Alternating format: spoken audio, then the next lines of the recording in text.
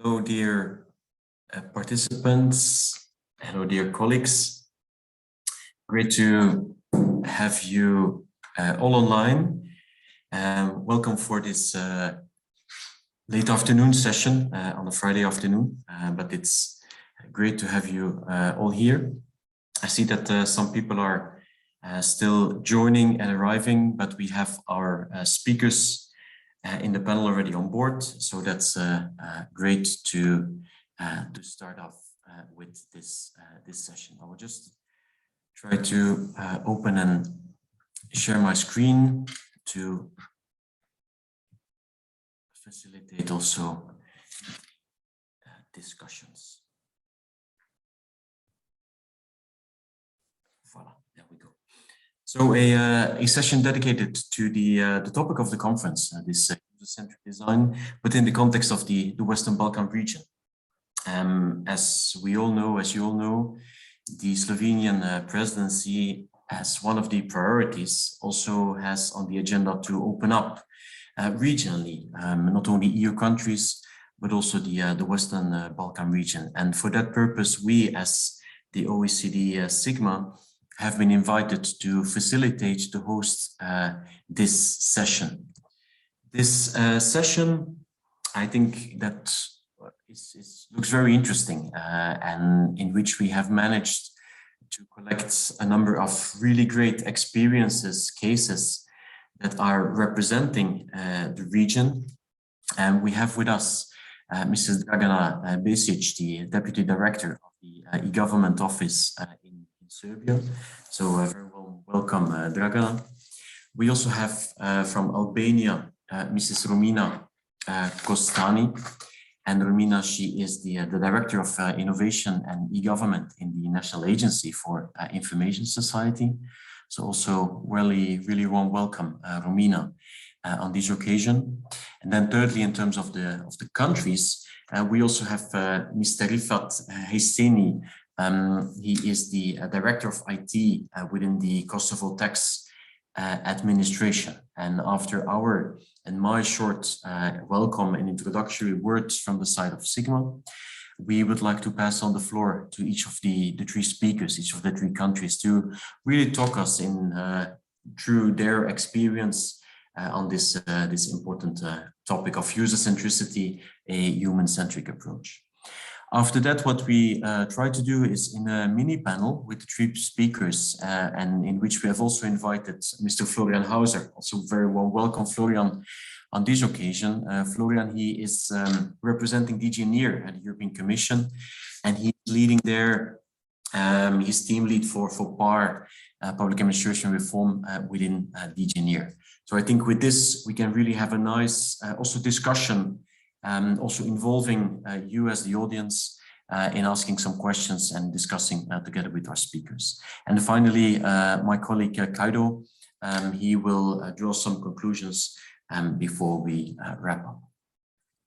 Before diving into the topic with the three countries, just reiterating, I think, what we heard throughout the day. For sure, you have heard my good colleague Barbara Baldi from the OECD earlier this morning, also talking about this whole digital transformation in public sector, and where we have the aim to move from the, well, traditional old school e-government movement, where technology was very much in the focus, where we were focusing on efficiency and where technology could bring many things to this, having this movement moving gradually towards the digital government approach, where the focus is on, well, users in the center, technology as an enabler, and the focus is not just to digitize for the sake of digitizing. No, the focus is on re-engineering, redesigning services and process, and think about how we can use digital as a technology, digital as an enabler in this, but starting the re-engineering, the redesigning from a user-centric perspective. Allow us also on this occasion to share you some insights of some recent work that we as the OECD Sigma just have been carrying out on the assessments. As some of you might be aware, as Sigma, we are conducting every number of years on behalf of the European Commission assessments in the Western Balkan countries. And this is just in the area of service delivery, just one of the snapshots, what we have been assessing. And I think it's fair to say that across the region, that public administration and administrations in particular, they have been understanding the importance of digital, definitely. And also today we will see really great experiences of some country, but also cases that have really have driving this forward, this digital. On the other hand, it's also fair to say that this digitization, and I'm speaking across the board now for the region, that progress is uneven. Uneven in the sense of also the target. As you can see here on this general graph, that a lot of focus in the different countries has gone into the business side, meaning digitization for services related to businesses, being it asking for commercial permits, starting up businesses, paying VAT. So their countries really have picked up over the past number of years. Citizens as well, or the focus to citizens as well, but to a lesser extent. First thing. Second major conclusion that we have seen, that also in terms of perception, that quality is improving in some countries, definitely, but also here there are some regional differences. And just to highlight this before we kick off, here just some results from the Balkan Barometer, both from 2017 compared to 2021, where you can see that countries, in general, countries are doing well, but not across the board. As we said, I mean, the region is, well, in some countries, nicely picking up, nicely improving in terms of citizens perceiving the quality of public administration, public services, but not in all countries, unfortunately. And so this is something to really keep in mind. What I said before, and I'm slowly coming to the end of this little intro, also in terms of level of digitalization, population, I mean citizens compared to businesses. Here you can see 3 targeted services: renewing ID cards, vehicle registration, and paying personal income tax. Still, there is quite some work to be done, where appointments can be made digital, online. We can see this in a number of countries. For some services, pre-filling of forms, there is still some work to be done. And definitely in terms of payment, electronic payments for renewing IDs, vehicle registration, there also in some countries, this has already been picked up, but not to a huge extent. Personal income tax, this is where countries have improved quite sufficiently. So here, the green boxes, the green ticks, this is where improvement have been made, also since the last Sigma assessment. If we look into what has been done in terms of digitalization on the business side, there the picture looks much more brighter.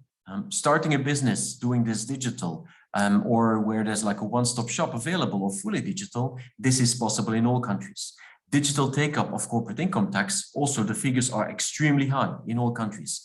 VAT digital uptake, you see the percentages for all countries. This is fully digitized in all countries. So again, on the side of the business take-up and the level of digitization, a lot of efforts have been done, showing also in the results. The side of the citizens, this is where some improvements still might be done. This also is reflected into the level of satisfaction with digital services, both from the side of the businesses and the citizens, where in the past, the business satisfaction with the level of digitalization was higher than what was measured from the side of the citizens. There is a small, well, conversion, and now even the latest figures, citizen score a bit better. So this just as some general background where we start and kick off this little session with the 3 case presenters. So with any further ado, I would like to pass the floor and also the screen to Dragana to present us some interesting things that have been going on in Serbia. And I would in particular ask her to focus on this live event on my first salary. So I will stop sharing here and kindly pass to Dragana. The floor is yours, Dragana. Thank you. I hope that I don't have a beard. I had some filter in Zoom, so I was laughing here with my colleagues. So, okay, dear colleague, dear Nick, ladies and gentlemen, thank you for the opportunity to once again speak at this important event on this occasion, I would like to congratulate Sigma on everything they do and what they strive for. I will start with this small presentation of a project that Office for IT and e-Government has developed together with several ministries and government bodies that we call My First Salary. In August 2020, we started with the program My First Salary, something we wanted to have response to a crisis, COVID crisis. And My First Salary program is implemented in cooperation with the government of the Republic of Serbia, National Employment Agency in Serbia, Serbian Chamber of Commerce, and with the technical support of Office for IT and e-Government. The program is based on the decree on the youth employment. And the goal of program is to encourage youth employment and support the economy in solving the problem of staff shortages. Together, we wanted to make a program for young people up to the age of 30 who had at least completed their secondary education with or without work experience, to give them a chance to start working. And you all probably know that the last year was quite challenging for every economy in the world, and that for the young people was quite hard to find the first job, the first job experience, and the government wanted to push that and to provide the support to Serbian businesses for the 9 months if they for the businesses if they entered this program. So the program was planned to coverage of the employment individuals. That is about 10,000 of position in, and the length of the program was for 9 months. Government gave to the businesses basic salary that the government provided, and all businesses could give more higher salary if they wanted. And the specificity of the program is also the method of its realization. We had the portal and complete process was online through that portal, My First Salary, designed specifically for the purpose of the realization of this program. Young people were logging in to that portal, searching for the jobs, applying for the jobs, and then companies with the all application that they got made some list of young people they want to have that program and to give them a job. So we had about 9,000 of registered employees that were working in those companies for more than 9 months, almost 60% of those young people stayed after 9 months and continue working in those companies. And the interesting thing is to say that the larger number of individuals was required for deployment in next areas of work, manufacturing industry, for example, technologists, chemics, biotechnologists, medical engineers, etc., sales and retail, repair of motor vehicles and motorcycles, for example, say sales officers, commercialists, car mechanics, etc., administrative types of jobs and support service activities, something like administrative workers, accountants, economists. Then health and social care, doctors, medical staff, technical, social workers. And definitely the largest number of positions was open in Belgrade, as the Belgrade is the capital city but also in Niš, city of Niš, that is the third city in Serbia, and jobs that were most interesting young people to look are the jobs that provided Telekom Serbia, the mobile operator here in Serbia, then the Air Serbia, national air company, and lots of banks. So the Office for IT and e-Government, the interesting part is that we also provided a data platform that utilize sophisticated BI tools for performance monitoring and creation of high quality reports. So we were able, in that first pilot project, we were able to follow the program, how many people applied for jobs, are they males, females, what type of education, secondary school faculties, or something else. And because of the results, we started with that program again this year. So now we are in the new cycle of programs. And that is something that definitely will stay after COVID and this whole crisis that is here because of the COVID. That is the something brief I can provide regarding my first salary. If you have any questions, I'm here.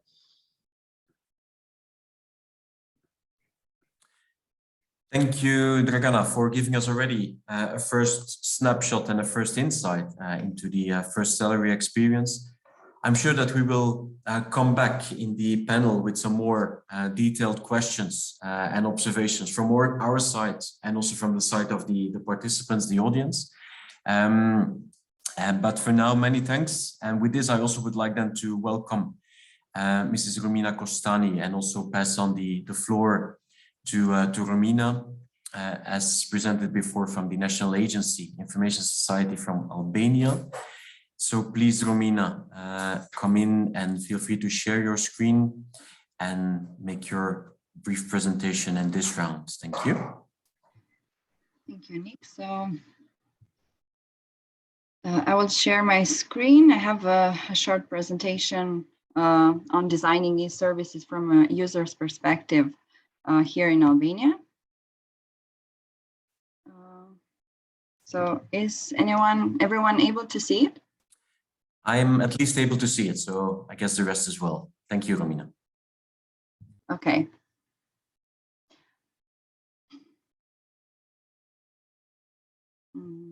Just a second. I had a few notes actually here, but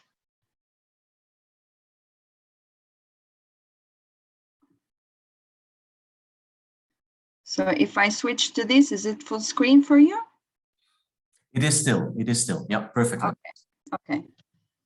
So hello to everyone, and I'd like to express my congratulations on the organization of the e-government conference, Human-Centric Digital Transformation of the Public Sector.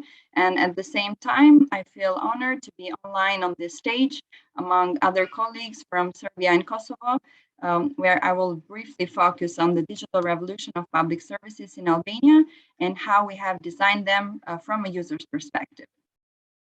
First, I'd like to give you a short overview of the digital revolution in Albania. So in 2013, when the new government at that time received the mandate to run the country, an irreversible decision was made. Such decision was indeed made to facilitate the lives of the citizens and businesses by digitalizing public services and investing in technology. This is how the Albanian digital revolution started and led to what we have nowadays as a unique online platform that is called eAlbania. In 2013, there were only 14 services online. We now provide a total of 1,209 public services online. Today, I can firmly tell you that Albania is a success story in the region regarding digital governance, which has been appraised annually in the last 3 years by international institutions such as the OECD, European Commission, or the USA. The total number of e-services on the Albania platform equals to 95% of all public services being provided electronically. There are 2.3 million registered users on Albania and 100 70,000 businesses that receive day-to-day services.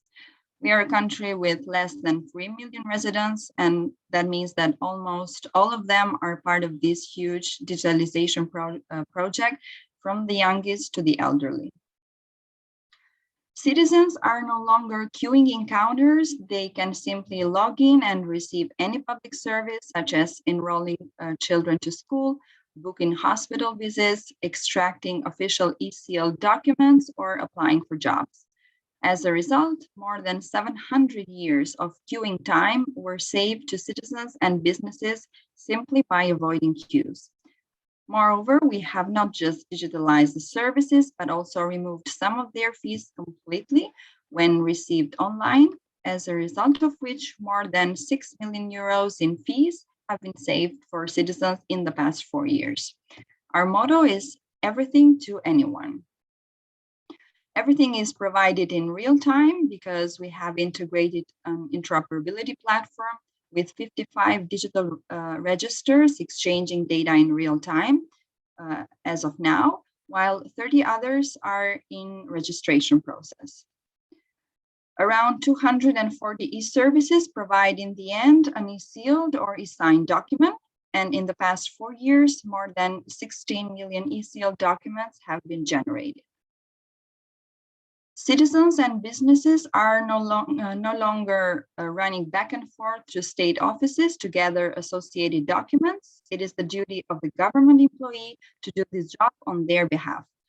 When applying on the Albania platform, the users provide only self-declarations or documents issued by private entities.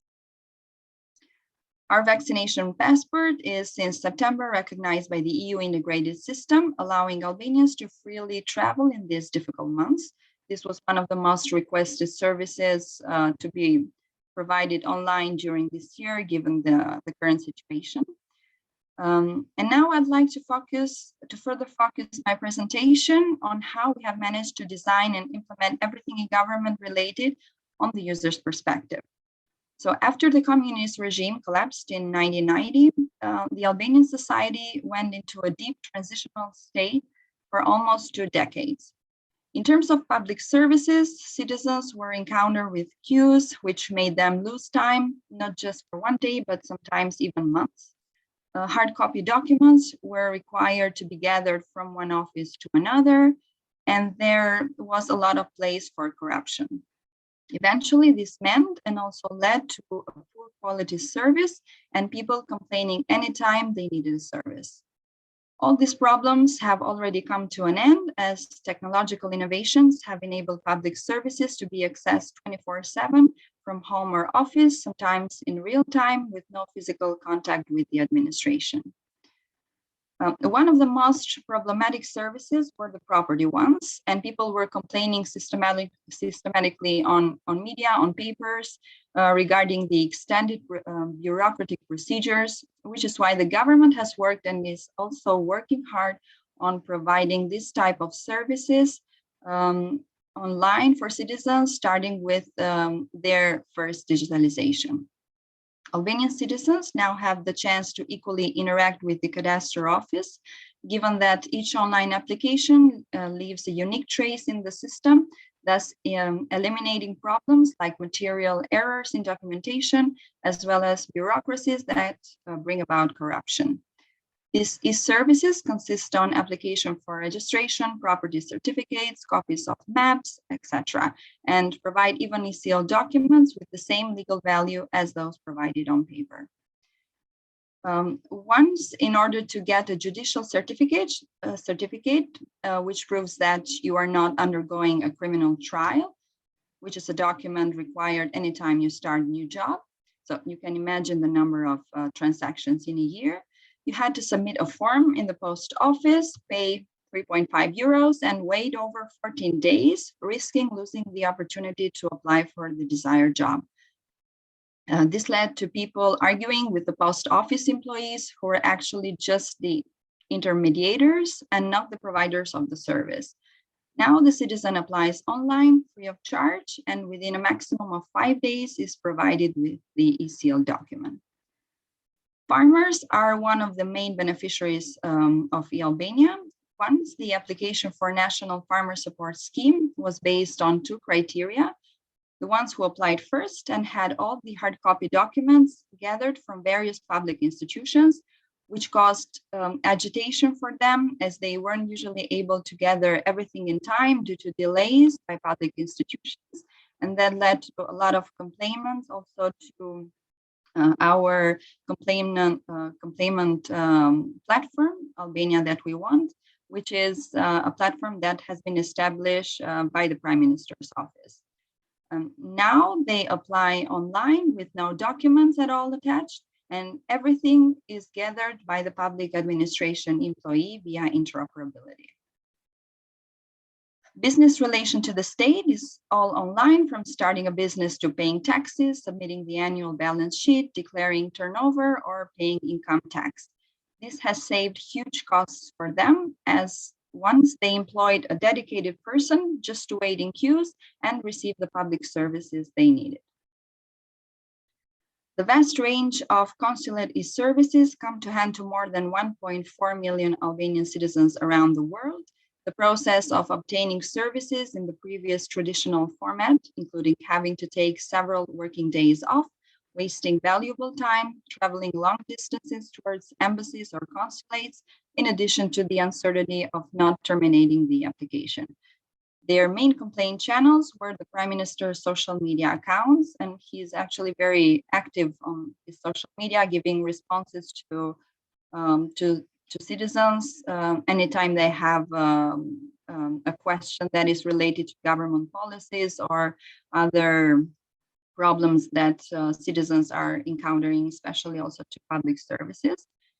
Now, these e-services assist Albanians abroad to save up to several days of their time, as well as hundreds of euros as a result of transport and other expenses, which are now being avoided.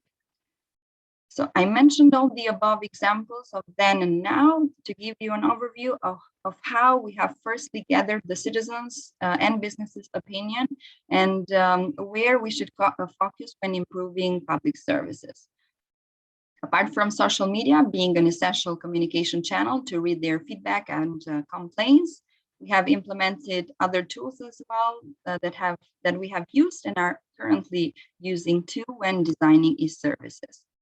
So when you apply for an e-service, you have the possibility to rate it from 1 to 10 stars, and also to give a narrative comment if anything went wrong or should be improved regarding that particular service. The data is then analyzed by our help desk and e-services update sectors.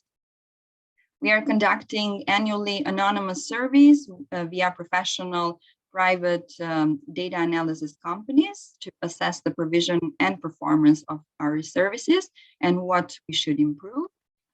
Mystery shopping activities are also part of this process.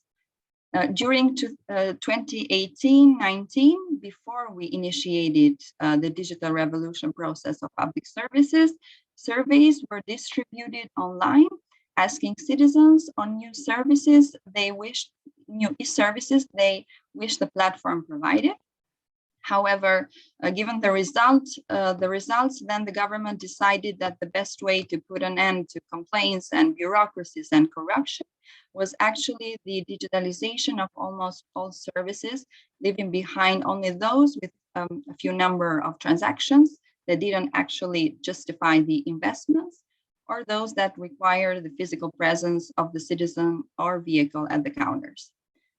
I'd also like to mention that when introducing a new governmental platform design, we do further analysis on UX and UI experience, a process which sometimes has been done even by foreign experts. And before I end my presentation, just a quick overview of some of the challenges lying ahead of us in order to further improve the provision of e-services in Albania. So we are working on providing an e-sealed or e-signed response for each e-service on the Albania platform to fully monitor deadlines of service provisions. Of course, we are working to digitalize the other physical archives which are not yet digitalized, and the improvement of backend systems to increase the number of e-sealed services.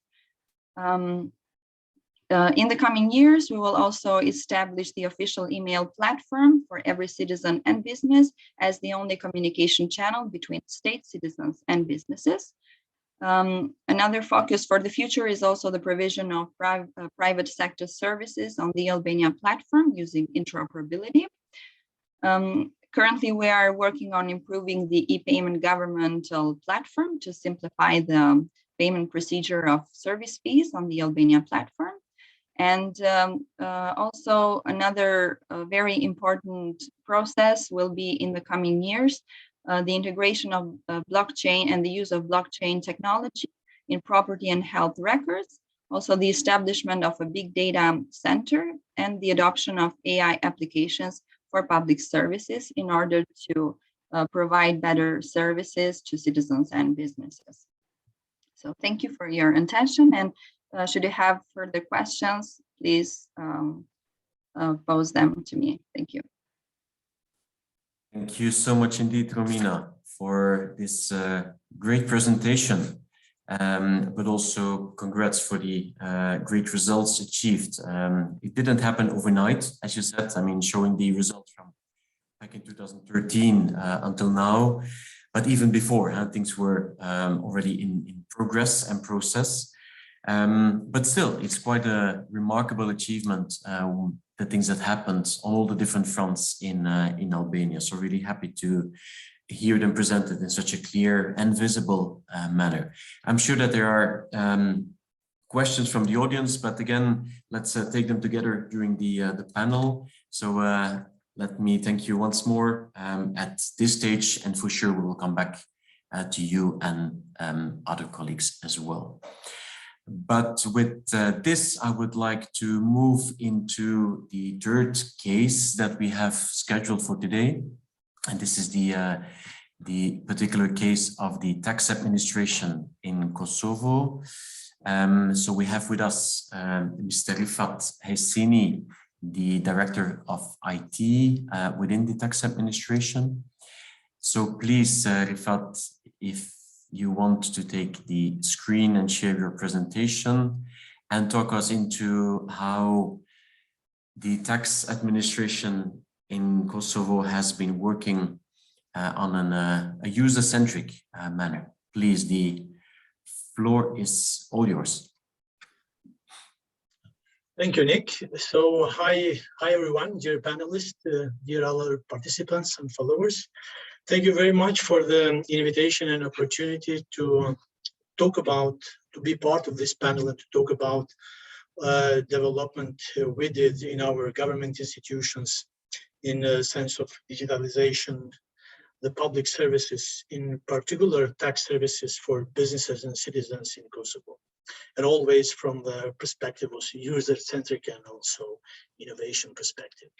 So with that, I'm going to start presenting a few development or improvement we made in a tax administration information system in last years or last decade, which is one of the success of, from government institutions in terms of providing electronic services by having a kind of modern approach in terms of making it easy for taxpayers, cheap, and also being complete and in real time. So in our case, what we did, so we start from some issues and problems we faced in terms of doing our daily business in tax administration. And we have been somehow forced due to the lack of use of old systems we had at that time, and also we have been faced with a low level of information system used by the real users, or as we call process owners, in terms of or even functional officers in the tax administration.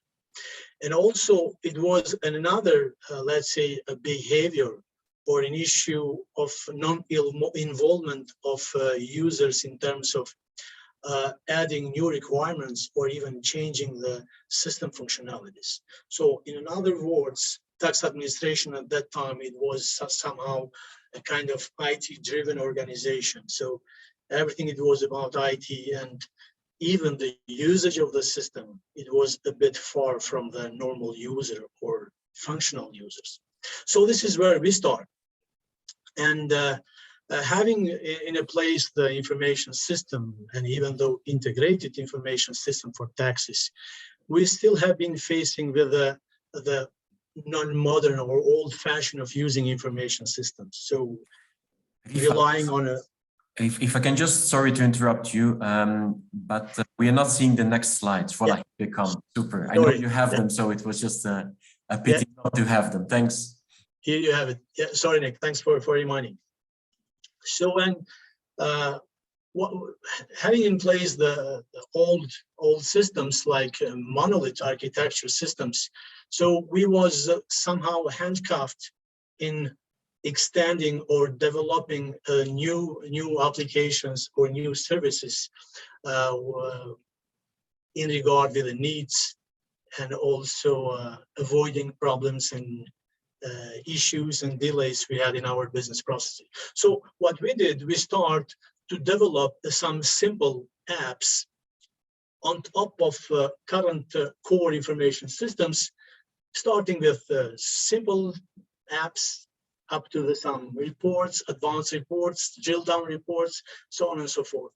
And by start developing those services, so somehow we wake up our users, our business owners, to be part of development and start developing information systems or applications for their benefit and also for the benefit of institutions. So we start replacing IT functions, functions, but this kind of replacement, it was a kind of very, let's say, big limitations to the fact that we didn't create such a big, let's say, infrastructure or the big development try. We just start to develop things piece by pieces, starting from the simple ones, like replacing some functions from the paper-based process to the fully digitalized.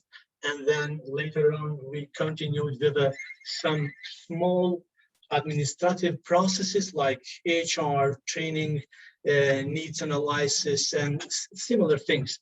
And then in a coming months or months or years, we start to going deep and deep by digitalizing even core business processes, such as filing. Moving totally from the paper-based filing to the total electronic filing, supporting payment, audit processes, collection, refund processes, and so on and so forth. So in also other, let's say, services, always I'm talking about the simple services like managing a different type of taxpayers, such as non-filers, stop filers, inactive taxpayers, and so on and so forth. So all what we did in a first year or so, we dealt with the internal business processes, moving from the paper-based to the digital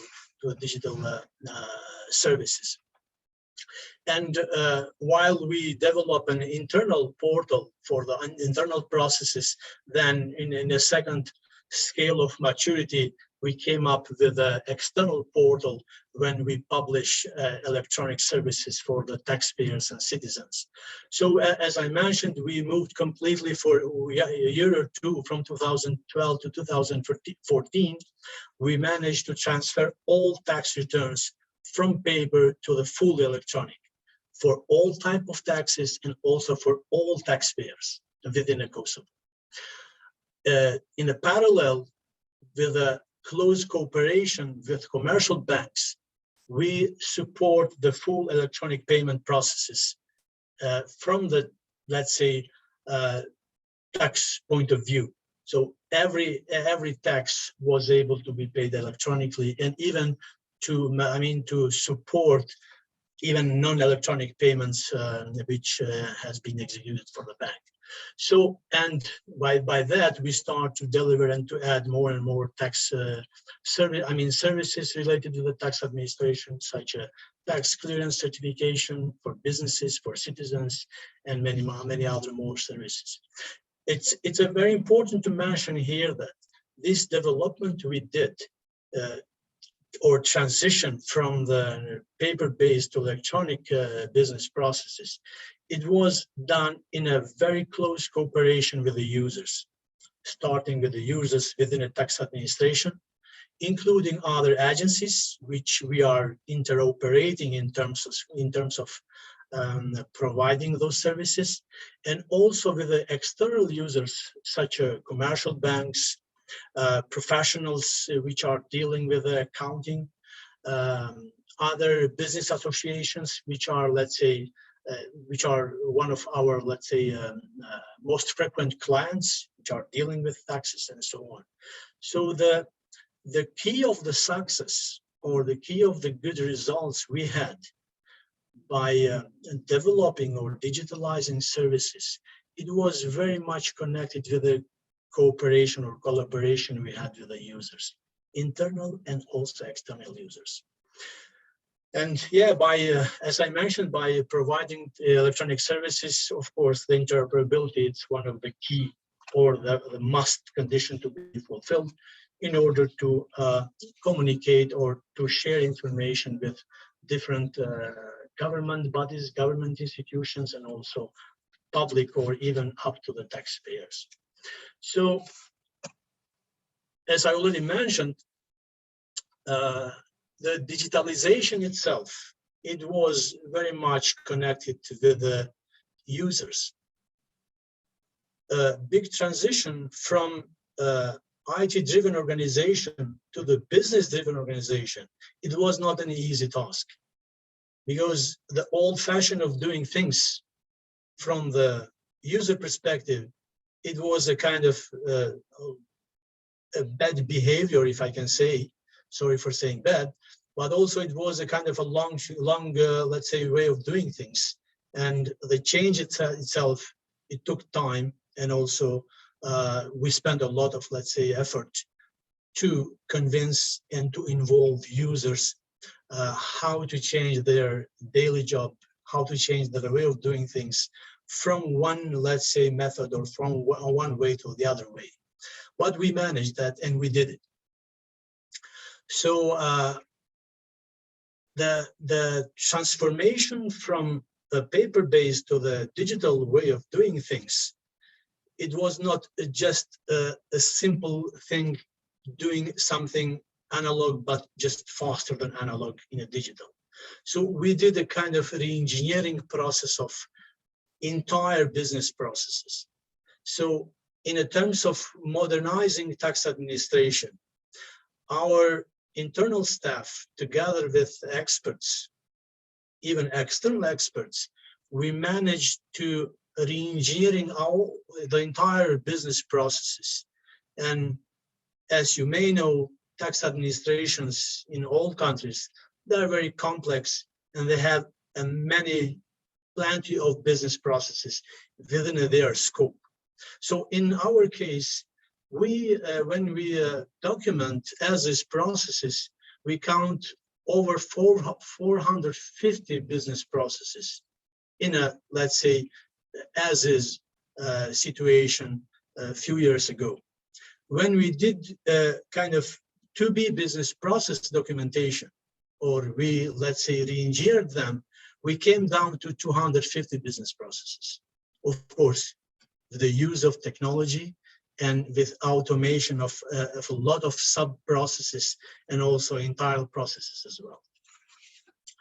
So the other good thing which we had as a let's say, advantage in our cases, it was that the digitalization process from the business perspective point of view, but also from the technical point of view, we did with the in-house capacities. Of course, using an expertise of other countries, successful projects from the other countries and the other, let's say, and using also the industry and the advanced technologies. But the forces, or let's say the capacities, was in-house. And this, it was one of the, let's say, beauty part of it, that while we have the resources in-house, we was able to manage let's say, the processes in a very, very, I mean, in-house, in a very agile approach. Whatever things we didn't plan, let's say, properly, it was easy to change, easy to adapt, and easy to make things as user wants, using shortcuts, using the, let's say, different ways to come up to the, let's say, a proper solution or proper methodology to digitalize those processes. So, and of course, we did that in a very, very, let's say, close cooperation with all users, internal, external, as I mentioned, and also piloting, let's say, services in a, let's say, in a easy manner, that just doing one type of tax, one business process, pilot that, assess, evaluate, and then go ahead with the other one. So by developing electronic services for tax administration needs, when the pandemic came, we realized that the way how we develop our tax electronic services, it was something which it really helped us to adapt our external portal for other services as well. And maybe it's important to mention that due to the fact that we had in-house resources, in the first week of the pandemic, we have been able to develop such a, of course, simple services, but in a pandemic time, when everything it was locked down, and all these kind of circumstances we have been at that time, in 2 days we have been able to develop and issue certificates for employees, which it was a kind of document for free movement while everything was locked down. In a couple of days, I can say 10 or 12 days, we have been able to develop an applications within a taxpayer portal to receive, I mean, submit, receive, process, and execute the different aid, financial aid packages, which has been, let's say, dedicated by the government to the companies and employees. So the whole process of submitting and up to the transfer money, I mean, transferring the money to the employee or company's banks, it was fully electronic. Using the taxpayer portal platform in tax administration. So even there was a few other services we developed for businesses and also for the public in general, which has been delivered or has been, let's say, it was available in taxpayer portal, but also in the website when citizens, without having been registered or accountless services for them. So during the pandemic, not only tax administration was, was not able to provide all services, but we did some emergencies in the beginning, and later on the Ministry of Public Administration, right now it's transferred to the Ministry of Interior. In cooperation with the Ministry of Finance, they developed a few other services which was related to the health. In this case, it was a vaccination process was completely managed electronically by, starting for booking, processing, verification, and lastly with the digital vaccine, digital passport for the vaccination.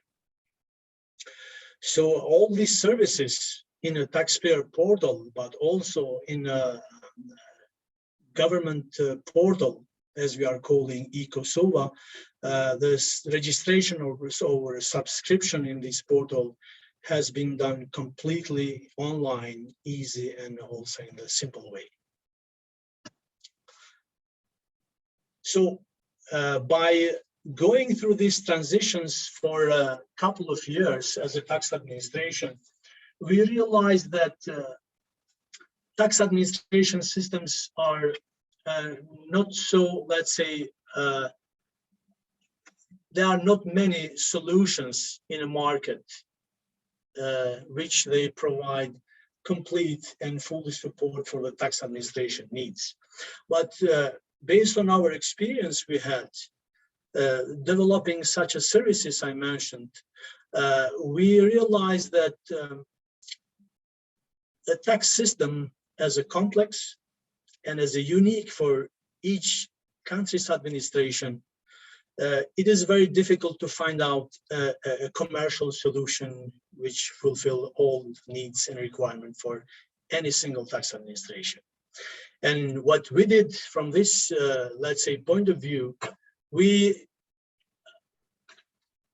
start working in a documenting a complete solution or documenting the all business processes in a tax administration and building such a new approach with the new functions, new system applications in such a manner that we can use that for all taxpayer services, all tax administration services, internal and external users, having a solution which provides the flexibility to extend and add more services in such a service-oriented, let's say, technology or platform, and also building a system which is going to be easy to interoperate with external information systems, including government agencies or public institutions, as well as the taxpayers or our client. One of the examples which you can see in the screen, it's a risk-based audit target selection. And as you may know, the most important and most consumed process in tax administration, it's an audit, tax audit process, which is very sensitive, very important, and also cost a lot in terms of resources for tax administration. And also it's one of the highest administrative burden for taxpayers in terms of time consuming, information to be provided, to analyze them, and to come up with the conclusion.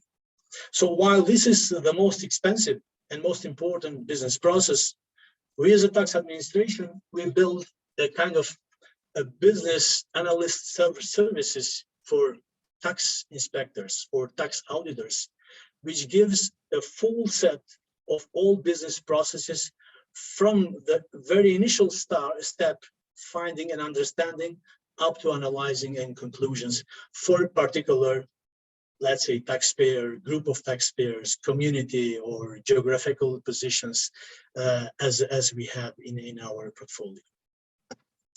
So this was something which has been developed based on our, let's say, requirement, based on our users' needs, based on the specificity, I mean, the specialties which our taxpayers, they have, with the specifics of the industry we have in Kosovo, and other elements which make unique or make, I mean, the tax administration being able to identify the compliance risk or identifying non-compliant taxpayers. So by going through all these stages, we realize that information system which will make the tax administration a modern organization, they have to cover three main areas of tax administration.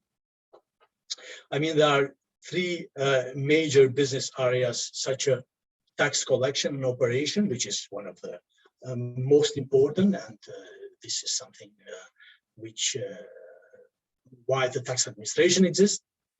And the second objective is to support the strategic management of tax administration, but not only, even to the policymakers in a public finance management, and also to support the administrative functions which are closely related to the core activities of tax administration.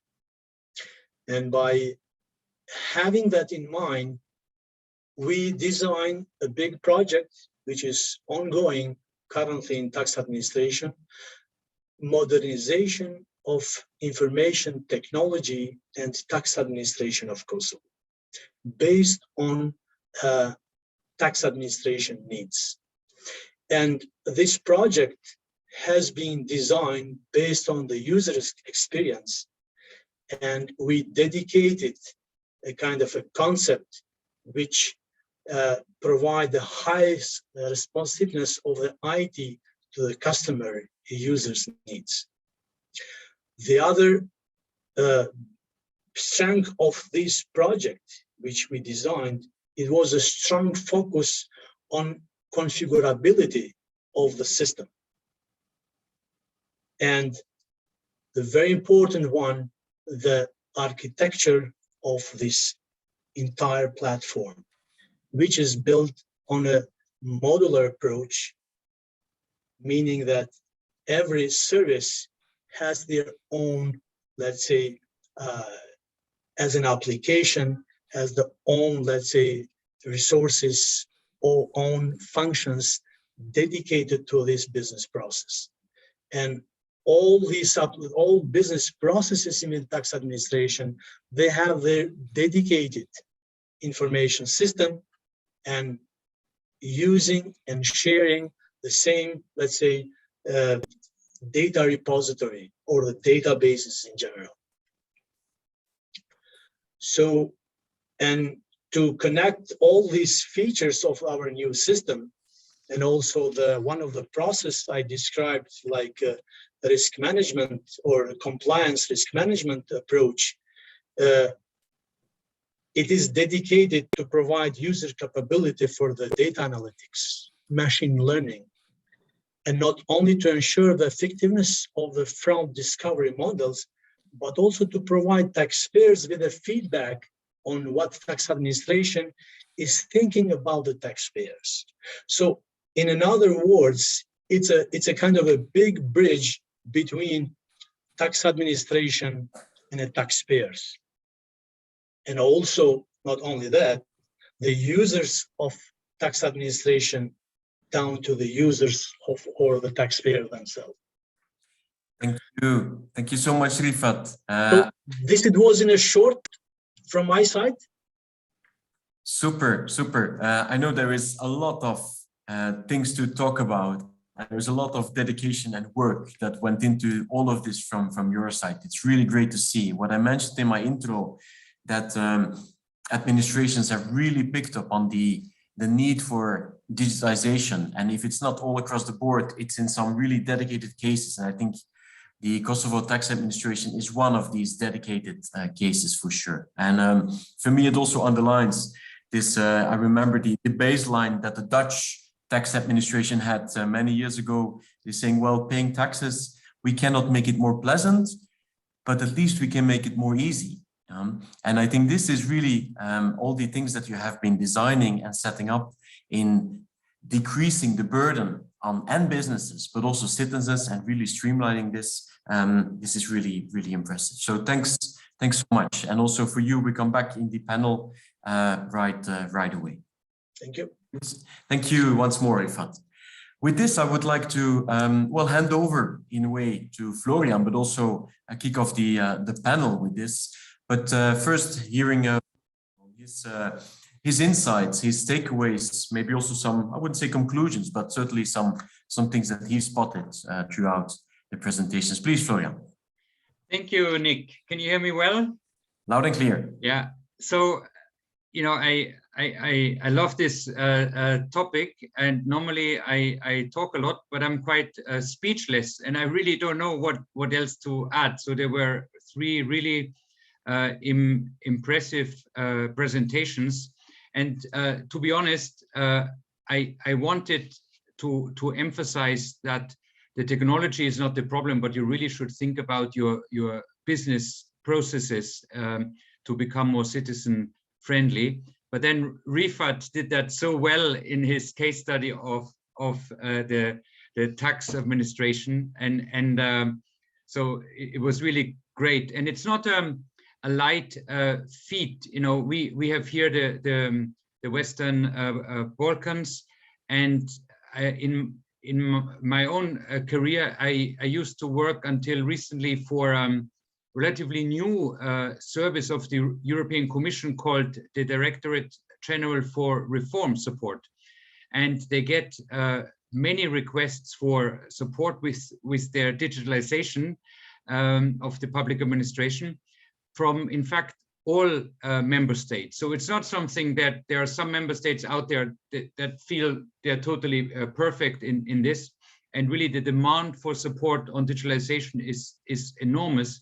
And when I talk to the experts, what are the most critical issues is, very simple. Don't digitalize the bureaucracy and use the opportunity to streamline your processes and your business. And then just reflecting on Romina as well, and the Albanians abroad. I'm a German abroad in Belgium, and I recently needed a new passport for my children. And I was wondering, I might apply for Albanian citizenship now because it's much easier to get a passport and much cheaper, And I was wondering, the German authorities asked me again to provide the birth certificates for my children, And I said, well, they're born. You had them already 3 times from the last 3 passports.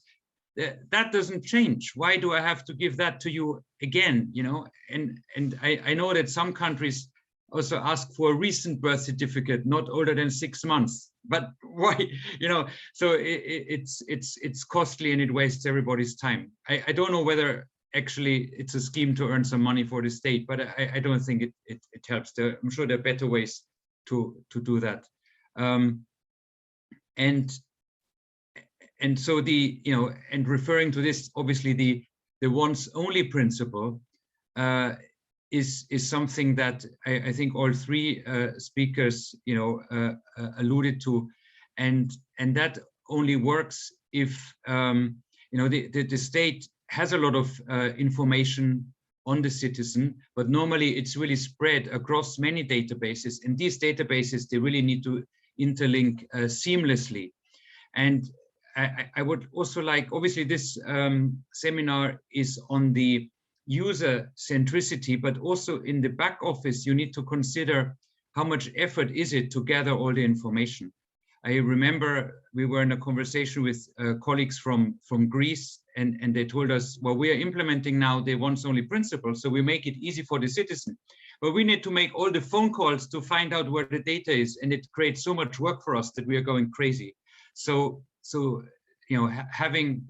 looking at the business also from the back office side is also very important, because when you have to do 2 together, in combination also with the key enablers like electronic signature, and rather than paper signature, then you actually save a lot of money and time for the state, and ultimately also for the citizens. So with all of that, I'm really impressed, and it's also it's an ongoing process, because the world is changing and the type of services we provide will change. So there's never an end to this. But I think the colleagues presenting here are on a great path, and congratulations to all. Thank you, Florian, for this kind of words, and also providing some additional insights on this importance of the back office and front office. So really important things. Don't digitize bureaucracy. I mean, it's an easy saying, but indeed, it's all about that. So great, thanks. I'm also having an eye on the clock, and the clock is also running. And so with this, I would probably like to open up also to the audience present here in asking some questions. We have a first one coming in, and I would maybe start with this one for Dragana. It's about this mind shift. I mean, going into putting the users first in all the things that you've been doing in Serbia, not only in this this first salary, but also the other things, many other things that you have been doing. How did you achieve this kind of mind shift, and what does it take in terms of upgrading of skills of civil servants, basically, to do this? Well, definitely our motto is that, first of all, we are the citizens. We also use those services. I also need a passport.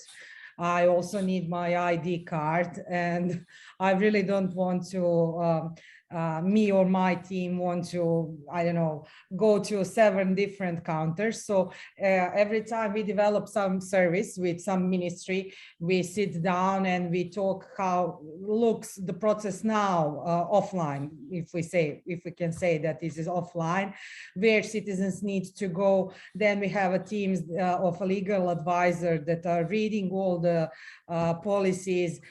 If we can change something, we are changing. If we can find a way to make a proper electronic service that is easy for citizens to use.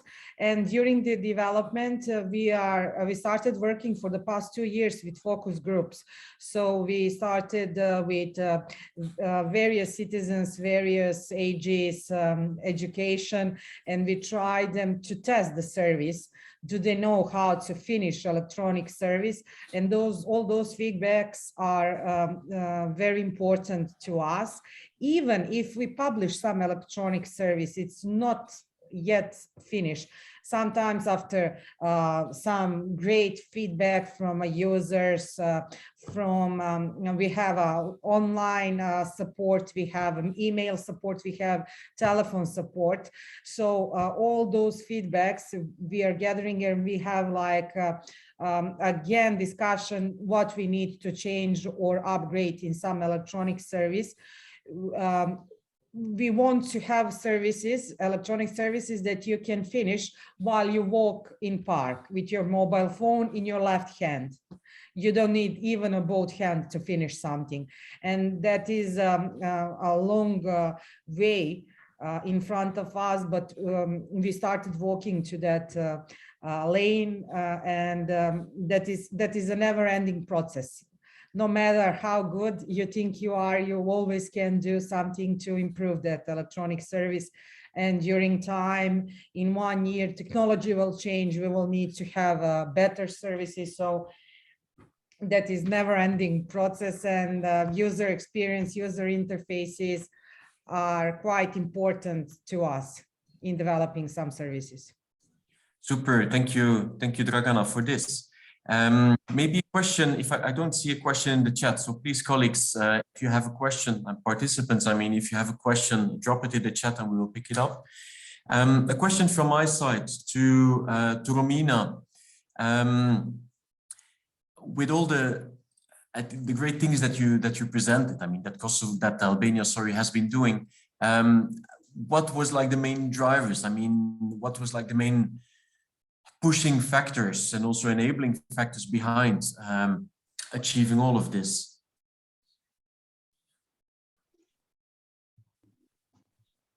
Nick, I'm not able to start my video. We can hear you. Okay. I will also ask the technical support if they need to do anything to allow you video sharing again, but I can hear you and we can hear you. So maybe you speaking already. Okay. So in terms of the question, okay, now I have the message. We can see you, yes. So the problems with the provision of public services, such as bureaucracies, delays, corruption, have all led to continuous complaints from citizens and businesses. And these were the main drivers of the digital revolution process being started in Albania. It is also very important to note that the whole government, and especially the Prime Minister, have been a huge supporter of online services and digitalization. Since the Prime Minister was the mayor of Tirana, municipality, he actually had the vision of digitalizing as much processes as possible, aiming towards transparency, cost reduction, and better services, even with the local government services. And he has actually been among the strongest advocates of digitalization in the country, considering e-services as the only way to total transparency and the reduction of corruption due to the lack of physical contact between the public administration employees and the citizens. So being a front runner of our automation, he has also supported us in helping others realize that the old offline approach was not the proper way. And following that, there has also been a very positive response from the public itself, who understood the benefits of digitalization from the start as the only way to leave behind the old problems that they had encountered for many years. I wouldn't say that the pandemic actually contributed to all this being more accelerated, because, as I mentioned, we started the process in the autumn of 2019.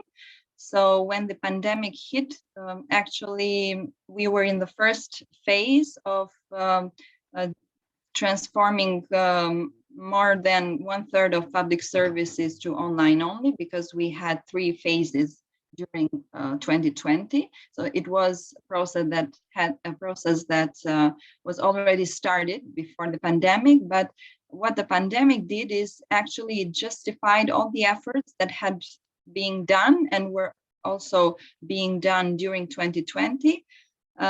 Because e-Albania provided, it was the only channel that provided all public services online when all the state counters were closed and people had no way of getting the services they needed. So they only had e-Albania.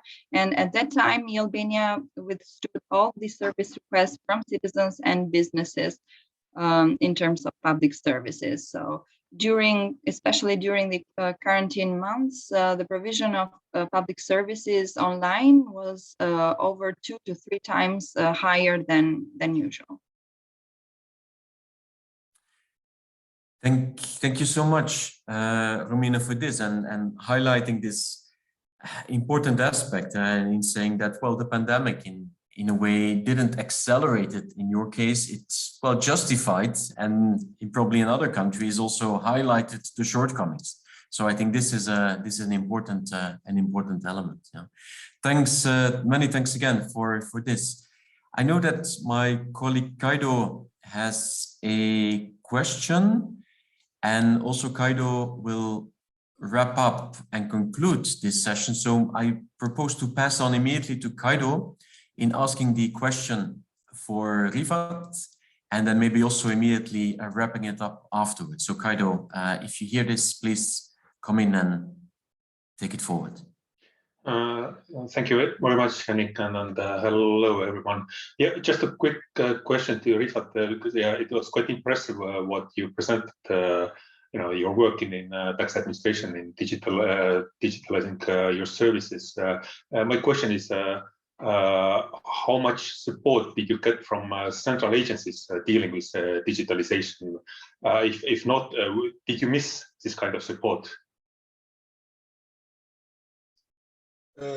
Well, thank you very much. It's a very good question, actually, because as one of the previous speaker mentioned, that digitalization cannot be done alone. So you have to have a support from all, let's say, relative partners, institutions, process business owners of other government institutions as well. So we had a very, very light support, and also from the very few, let's say, institutions. Maybe I didn't mention, but I had in the presentation. So there are 2 or 3 agencies which are very important for supporting tax administration in terms of doing business and at the same time digitalization. It was a civil register agency, which managed the personal data for all citizens, and also it's a business registration agency which deals with businesses, I mean, information of the businesses. So we have a full support from those two agencies in a digital manner, which make us to digitalize our processes. In a previous slide, first slide from Nick, we had, let's say, full digitalized process of business registration. And this is due to the fact that registration agency is 100% integrated with our information systems. So we are lacking with a few other sources of information, like cadastre, like notaries, like some other, let's say, institutions which they manage and manage, let's say, informations which are related with taxes. But in the near future, we hope that we're going to be able to interconnect with them and interoperate in a fully digitalized manner. Thank you very much. And Nick, I understand I need to conclude now because we are already past the allocated time. So just quickly, yeah, it's really difficult to be original, you know, when you have to conclude in the end, because basically all the things I wanted to say have been already mentioned in different presentations and interventions. But maybe just to combine what we heard in this panel and do what I heard in earlier panels of this really good conference, and then also to link it somehow with our recently published assessment results Nick briefly presented in the beginning. It really looks like if we're talking about Western Balkan region, that enablers for digital government are mostly in place. Interoperability frameworks, electronic IDs is available, and even harmonized with EU regulations. Digital registers have been established. Also, legislation is in place. But still, if you look at the actual services, there are quite several good services for businesses, but very few for citizens. And even if those services are in place, they are rarely integrated.